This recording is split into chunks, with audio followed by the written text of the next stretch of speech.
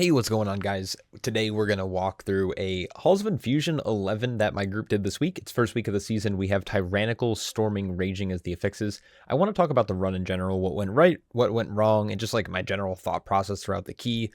Being the first week, we don't necessarily have like the highest item level. Gear is a little bit more like not optimized because we haven't had the time to like get our best in slot pieces, or we're really just working like off of item level and ignoring, or I guess like not paying attention to secondary sets as much. So yeah, we're just going to walk through this. So first pull is going to be pretty aggressive. We are going to be lusting this pull. We like to get lust on cooldown, and we're going to be getting in the pack to the right. Some groups just grab pack from the left. It's fine either way. There's a pack right at the top of the stairs and then at the bottom. So I'm going to use Transcendence to kind of get back to the group here. The main thing we're watching out for is the X-Pulse from these apparati. I don't know the word. And then as a tank, we're watching out from the defenders. There's this Spear Flurry frontal that we want to make sure we're dodging, as well as our DPS. If, Z and T there, our DH got clipped by one, it's not going to be a big deal because we have Lust and he has a ton of Leech. But generally speaking, especially on fortified weeks, I know that's coming around next week, you definitely want to try to stay away from those. So we're doing whatever we can to stop these X-Pulses. Now, Brewmaster feels really good this season, I will admit. High amount of secondary stats, regardless of what we're running outside of haste, feels just really, really good. The trinket setup that I'm actually running in this key is Decoration of Flame. This is a tank trinket from the first boss of Vault of the Incarnates. And I'm also running Resonator, the inexorable Resonator from, Alderman. This trinket actually tends to do a lot of overall damage and healing in the key. And I've opted to use this trinket setup and I no longer run my Tainted Rage Heart. While it is a decent item level still, the Tainted Rage Heart, I find that having the main stat, as well as just like the higher item level amount of healing from these trinkets, while they necessarily like won't do as much healing per item level, because they're 20 to 30 item levels higher than my Rage Heart, it just makes sense running it. In terms of defensive, a couple of these pulls just are really nutty in terms of like, if I do happen to get hit by the Spear Flurry, the bleed does a ton of damage. Essentially what I'm doing is I'm using Celestial Brew just on cooldown, and I'm rolling through my defensives as needed. So you can see that I've already utilized like Fortifying Brew. I've already utilized Black Ox Brew. I'm going through my Celestial Brews pretty quickly here as well. I am sitting on Zen Med. Zen Med's pretty hard to use in these types of pulls. I'm going to pretty much, if I ever do use it, it'll normally be for some type of boss encounter or boss tank buster. Though I don't really think if I ever really use it in this key, because it's just, again, it's really difficult to, with how frequently auto attacks come through, and there's not really ever like any tank busters in these trash packs. So the reason we're pulling this pack here is because we are going to have access to the engineering battle res. If you happen to go this way and you clear this pack, there's an orb on that pedestal to the right. If you click that, everyone within like a 25-yard range, so your group does need to be pretty close, will gain a buff that allows them to cheat the next death that occurs to them. In a Tyrannical Halls 11 while under geared, not a bad thing to have. It's going to come in handy a little bit later on, especially on the third boss. The third boss this week, I think, is probably the hardest boss in here for the group. Mostly the healer, but obviously DPS need to be pretty well tuned with their cooldowns.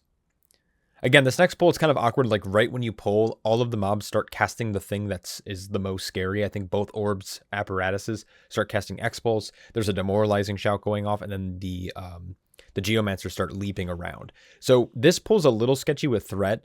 As a Brewmaster, I like to Ring of Peace one side and then leg sweep the other side to try to interrupt as much cast as possible. And generally speaking, we are going to try to watch out for the frontals from the defenders, but Storming is pretty obnoxious. I'm definitely over it by now. I can't wait for next week. I don't even care what the affixes are, but Storming is making me pull my actual hair out. This pull's going to go down, and we're going to go into the next pull here. So I want to talk a little bit about the comp. This isn't like a push group or anything. While it's not a pug, I would say, these are people that, we don't normally run together. I run with QB a lot, but outside of that, these are like, it's like a mid pug. I don't know what to call it, but we are running AUG, which is going to help out the healer a lot. And it's going to allow our damage dealers just to really optimize their cooldowns, and feel really good in their cooldowns as well. Obviously a Havoc DH and a Ret Paladin. This comp's been pretty strong, but honestly, like in terms of DPS, I found that I'm seeing a whole range of good DPS this tier. I'm seeing good Outlaw Rogues. I'm even seeing like good Feral Druids. Ellie Shamans have been surprisingly powerful this season as well. I think it really comes down to the player. But most of the 10s that I've been able to get done this week, as well as higher attempted keys, I see DPS all across the board just doing like really big numbers. So I don't know if there's obviously like a meta, but this comp, while not being quote unquote meta, felt really, really good. All right, so Watcher Irideus. The nice thing about this boss is the Brewmaster Monk can do a lot of big execute damage towards the end of the fight with Touch of Death. On a high Tyrannical like this, you're going to actually, if you're running Improved Touch of Death, you can get almost 3 casts. I think I got 2, but even in higher keys in the future, I'm sure you can maybe squeeze out 3. We're going to get 1 basically before the intermission, a Touch of Death, and then we're going to get 1 to 2 after the intermission in that like second phase. So single target damage here is going to be pretty high by the end of the fight. For those who played in Season 2, this boss has been significantly nerfed. The debuffs that come out, it's only 2 now. The amount of damage overall that this fight does is just much less. Obviously, there's still your standard like Tank Buster frontal that we need to dodge. I have a nice little weak core that says frontal. Not that I couldn't just look and use my eyeballs, but just in case. This fight is very rinse and repeat for the most part. It's just, debuffs come out, and then the range or DPS, whoever has the debuff, needs to run out of the ever-growing kind of pool on the ground that the debuff drops. And it's as simple as dodging swirls.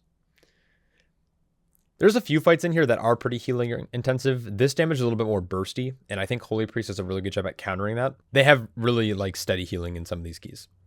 PI is also beneficial, not so much for this comp. You never PI an Aug Evoker, and PIing a DH or a Rep Paladin isn't necessarily like the best, but having PI is still great. When the 4 devices come out, we are going to do our best to gather them up. My group knows to stay near the boss because that's where all the mobs will then converge to. It looks like I don't have threat on this one here, but that's all right. We'll get it here in a second. And then ideally you try to cleave these down. Just because the circle pop up doesn't mean it's going to blow up yet. It's just giving you an indicator of the range on it. Once I see that the nullifying pulse is going off by one of them, I'm going to pull the other 3 out, and we're going to keep them near boss that they're overlapping at least. Same thing here. I see another nullifying pulse, so I'm going to knock the other 2 devices away. And finally, the last 2 are going off here, and we're going to pull the boss to a similar position. It will follow up a frontal here. I'm just pinging myself so people know not to stand on me, though, again, it's fairly telegraphed. And now it's just rinse and repeat. He got 20 stacks, which is not ideal. I think it peaks at 20. I think that's the highest it can go, but we've been pretty good so far.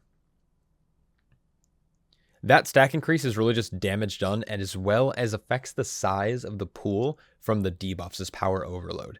So when these get dispelled, they're going to be pretty large, so DPS are going to have to run pretty far. We've been pretty lucky. It's been our priest and our Aug pretty much the whole time. They can just, grip each other out. But the next one, I think we end up getting a melee one. But yeah, this is pretty much just a single target encounter outside of the intermission. This phase 2 is a little bit scarier, but it's fine. As you can, as I mentioned at the start of the dungeon, we did lust the first pull, which meant that we didn't feel like we needed lust for this boss in particular. It's probably fine to lust this boss if you really want to. The lust timings in here aren't too, picky, because the trash pulls aren't anything like sizable enough to justify a lust outside of the start of the dungeon. But yeah, this ends up being almost a 4-minute boss fight. Actually, I think it might finish at 5 minutes. 4 minutes. But if the fight went on for like another minute or so, we'd be able to get another Touch of Death, which would be pretty massive. But that's all right. And this boss always deceives me at how much health is remaining. I see him at 1%. I start kind of moving away from him, but then it's like, oh man, he's not dying. So then I roll back in to try to get more damaged out. All right, so we go left here. This has been a common strategy since like mid, if not early season 2. Going through the frog gauntlet is just like not very time optimized. I don't know what I'm trying to say here. Elemental focus from the shock troopers are the primary kick. If that goes off, you're going to be taking a ton of group damage. On Fortified Week, it'll pretty much one-shot your group if it does happen to go off. It's essentially like a really strong empowered like chain lightning cast. So anything from kick to stun to knock to displace to, things like paralysis, soft CC, hard CC, whatever you can to stop them is going to be really good. So there's 2 shock troopers in this pull, and there's going to be 3 in a subsequent pull later in the dungeon. I'm going to be tagging the dragonflies in. I think it's inefficient to just do these 3 swogglets plus a zealot. The dragonflies will take some time to get here, and we have to be careful of their dazzle cast coming in, but it is a short range of like only 10 yards. So Ring of Peace comes out to get the knock on the 2, just in case, because I saw our DH standing there, and now we're just doing a little spin to win. Unfortunately, running a priest means we don't have access to another poison to spell, but being a monk, I have access to detox, and our paladin, I don't know if he was running it, but he should have cleansed toxins in this place. So we should have multiple dispels. Once the dragonflies go down, we are making our way downtown. I'm pinging the mushroom just in case someone has herbalism, but it doesn't look like anyone does. The mushrooms are kind of overpowered. Essentially, they're just like, it'll like automatically dispel poisons for you, which is really big for the next boss. It's really big for these pulls. So if you can have an herbalist in your group, it's preferred, but if not, not a big deal. Nothing too scary in this pull. There are 2 dragonflies which do have frontals that will, dazzle anyone hit. Just either kick them or just don't stand in it. It's not really a priority kick. And then the pull after this is probably the scariest pull in here. I'm going to open with Nizao. The reason I do that is because it'll pull the one zealot out. Instead of stunning me or, one of my party members, it'll stun Nizao. And then I can then, throw in a keg smash while they're grouped up a little bit more.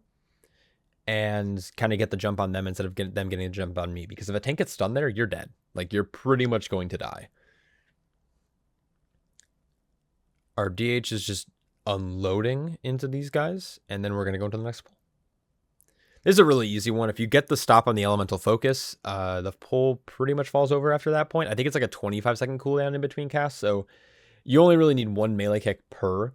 But you can also just use stuns. Because once you stun or displace, they won't cast again. It puts the ability on cooldown. This is a long pull, and obviously like it's not a fort week, which sucks because that means it's going to be even longer next week. Ideally, you kill Amy, which is the fire lady. She's casting the pyretic blast. You want to just make sure you're kicking the cauterizing wound or cauterizing flame, whatever it's called, because that'll heal her, or just cauterize, I guess. And then Cyraz, he just spawns a bunch of little ads. You want to do your best to group these up or keep control on like threat. If you don't, they don't melee that hard. If your melee end up pulling threat for a little bit because they're in their cooldown window, don't stress it. Do what you can, but they shouldn't die. Unfortunately, Cyraz took a lot less damage than Amy ended up dealing, mostly because he does jump away occasionally. Amy's going to go down, and then we're just pretty much left with Cyraz doing his little whirlwinds and spawning a bunch of ads.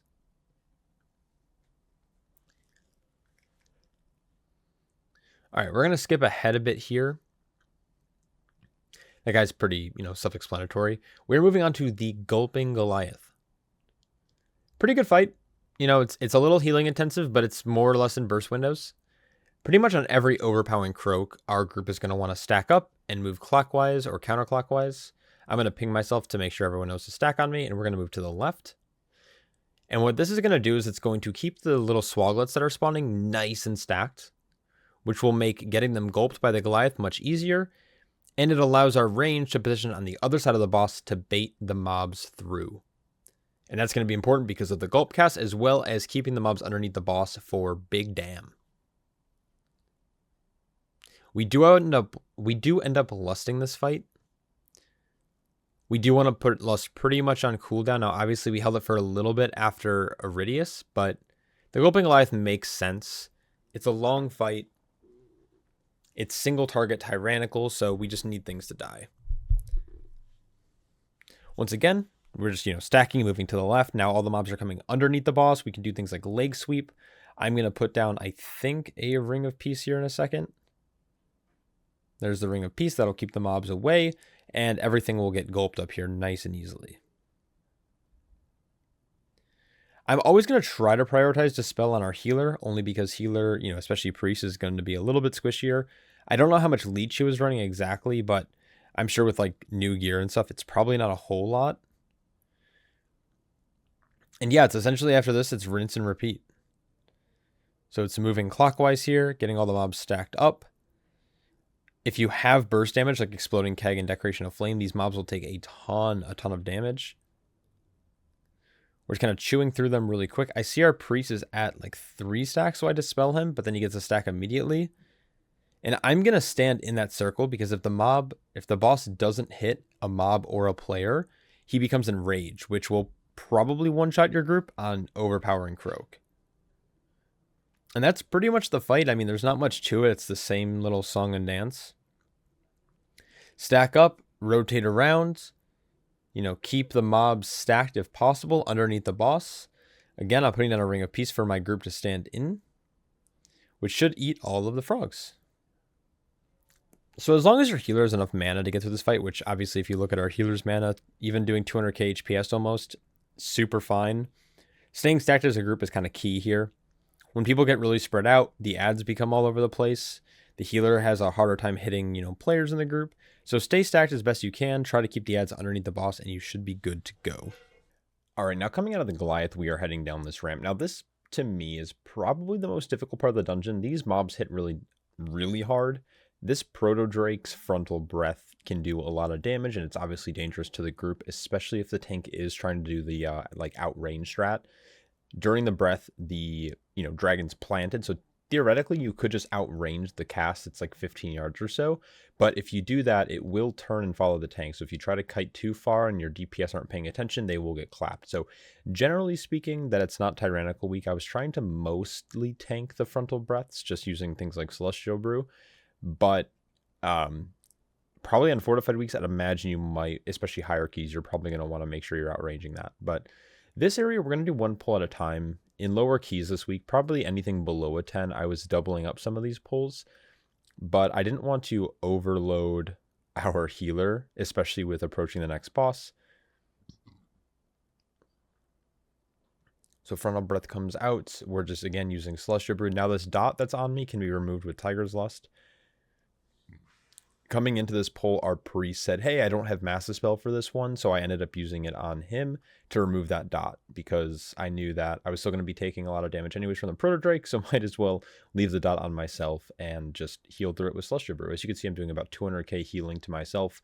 Brewmasters feel really good again this season. Like I said before, our healing throughput is just through the roof, especially with increased secondary stats, and then adding things like, Decoration of Flame, but also eventually, which I don't have yet, but eventually adding like additional rare rings, for example. Brewmasters just can do some nutty single target healing. Single target as in like healing / sustain to itself. So we're going to focus on the Drake. I did chain into this caster pack that patrols up and down the hill. The only thing you really need to watch out here for is the Refreshing Tides cast. It can be stunned, it can be displaced or just kicked, but basically it heals the mobs. The Thunderstrike is also scary for whichever player it's on, but that player just needs to move out of group, and it's really not that much damage, especially most of the damage is on the tank this pull anyways. Now this pack, I am going to be outranging the frontal for because there are 2 Earthshakers, which tend to also do a lot of damage to the tank as well. So we got a Massive Spell there on the dot. I'm going to just roll backwards, and as you can see, I'm taking pretty much no damage from this dot. The only thing I was taking damage from were those Ice Shard casts. We're going to get the kick on the Refreshing Tide, and this pull is pretty much just going to be textbook. Pretty much every time the frontal comes out, I'm going to just keep backing up, and it's going to allow me to outrange it, so the only damage I'm going to be taking is from the Earthshakers. Now again, if you have the healing for it, feel free. I'm trying to sit on some of my cooldowns like Black Ox Brew, because I know how hectic this next fight's going to be for our healer, and I want to make sure that I have the cooldowns, like appropriate cooldowns, to minimize the amount of healing he has to do to me, so we can focus on our 4 DPS, or 3 DPS, I should say. And that fight is, that pull's just going to go down. Luckily, we do have an Aug Evoker as well, who's going to help our healer with both not only throughput, but also with additional absorbs and stuff. But yeah, 250k healing required from that last pull. So it does a lot. All right, so this is Khajini. I don't know how to say it, but this is ultimately a triage fight, and it's designed to challenge your healer.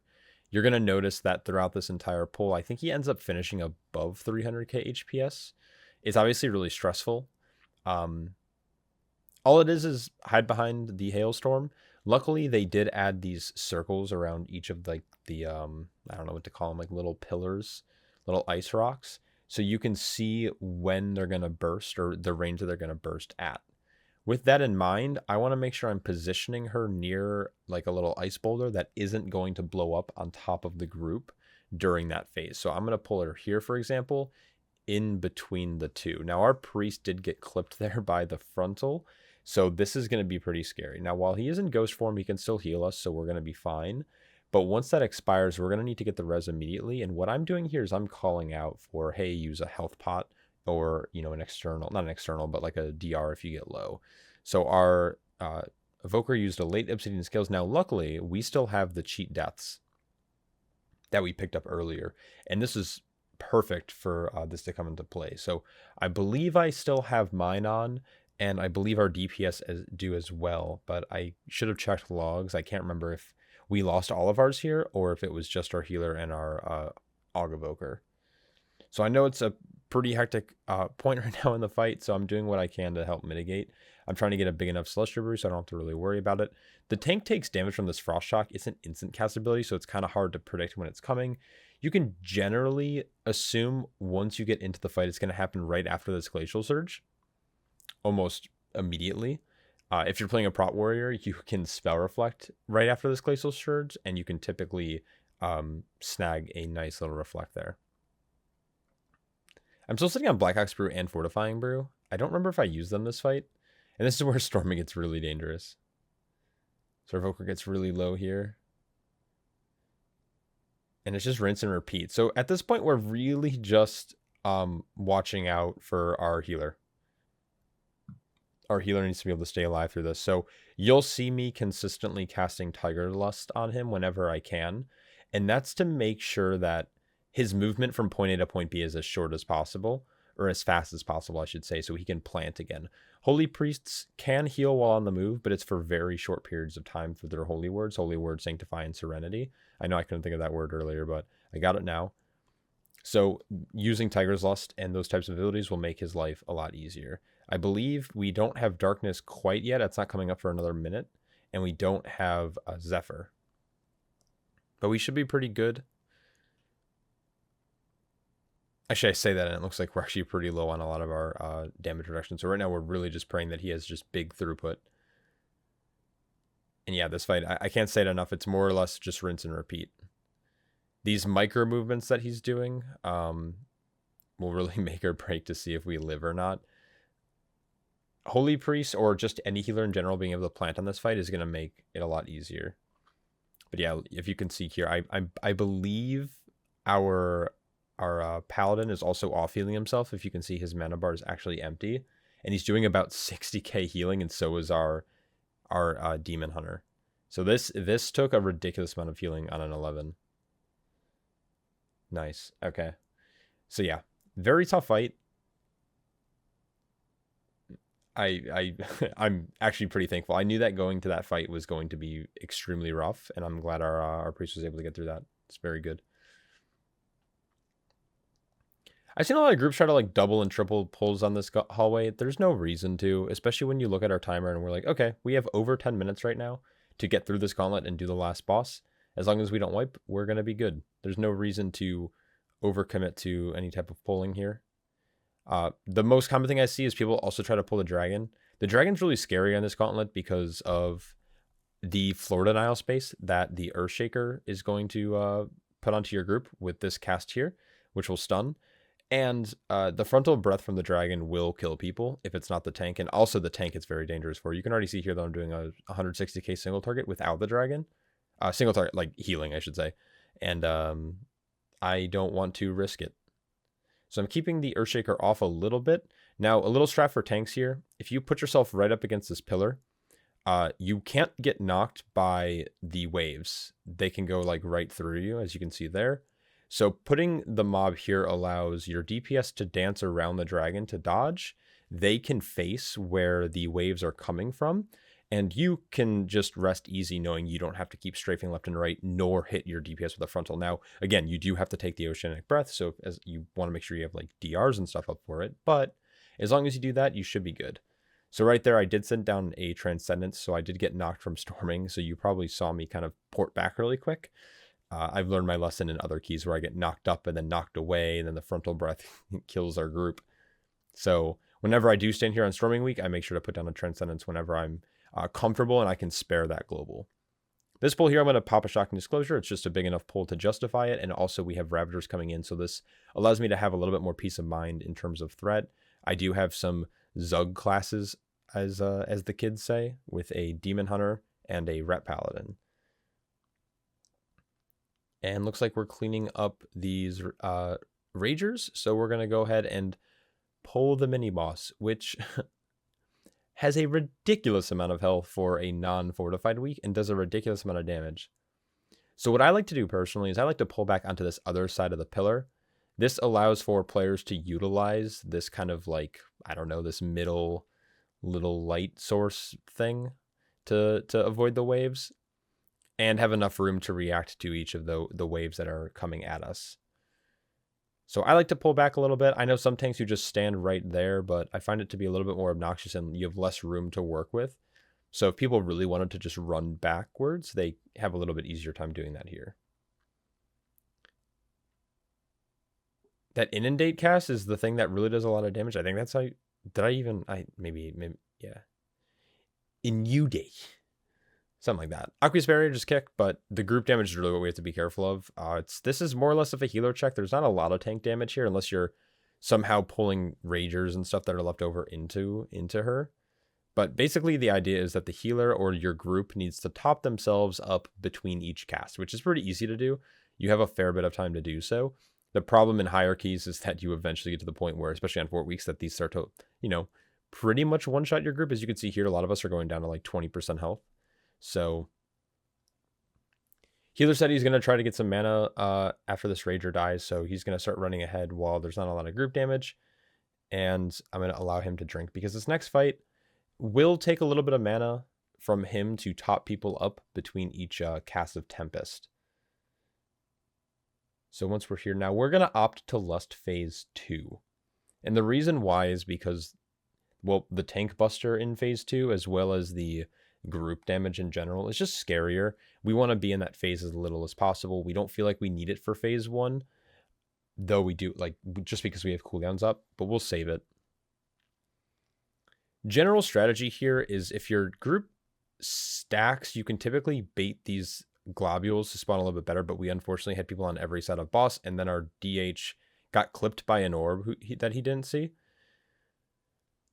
But as you can see, this Deluge is just doing so much damage to me. That was just one Celestial Brew. I tried to hold CDs just for the next one, but, and more importantly, I think Phase 2, because Phase 2, he gets a damage increase. The other thing to keep in mind is that this boss, when he knocks you away, you need to taunt as a tank, because there are instances where if you get knocked away, he'll sometimes quickly melee one of your DPS. So you'll see here, I'm going to be taunting whenever I get knocked back to make sure that Deluge is for sure on me, and that he's not going to auto one of the gentlemen in the group.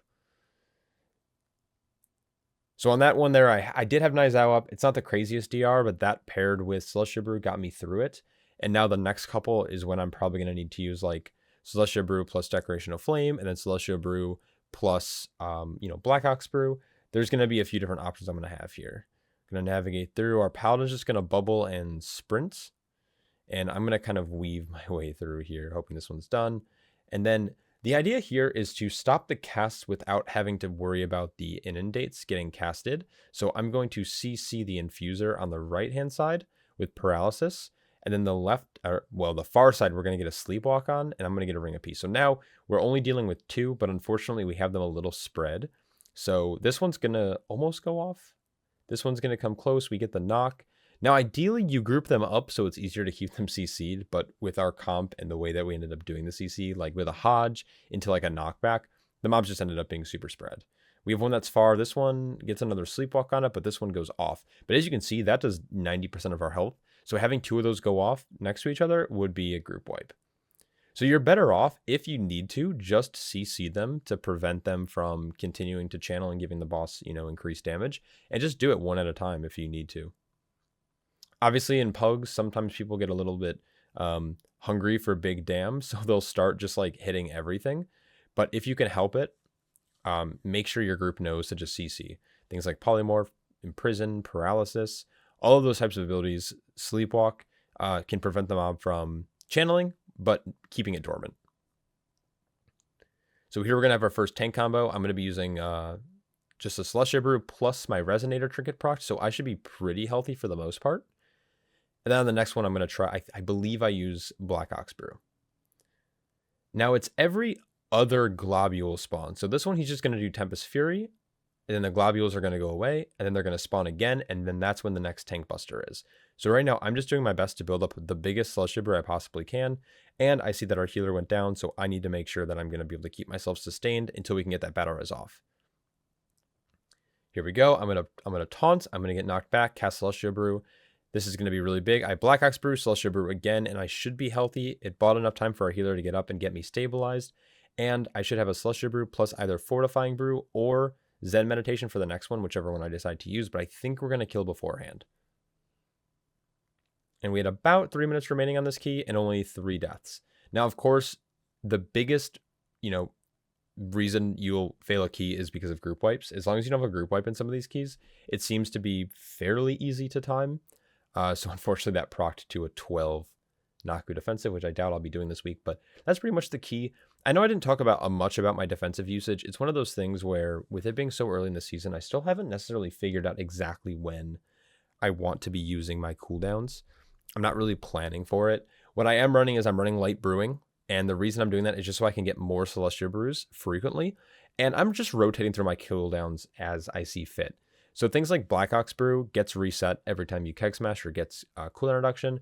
Fortifying Brew isn't like crazy strong, and neither is Nizao. So a lot of my cooldowns are really just based around having frequent Celestia Brews. Anyways, I hope that helped. The route through here, it's like 104%, but it's hard to help that when the final mini boss of the dungeon is worth like 11% trash count. But yeah, let me know if you have any questions about the run or anything that you noticed that maybe I can answer in the comments below. And I definitely have a couple more keys I'm going to talk about from this week over the next couple days, so keep an eye out for those videos. I have a good Neltharis run, Algothar run, and I believe a Ruby Life pool. So we'll talk about that in a future video. Anyways, thanks for watching. Take care.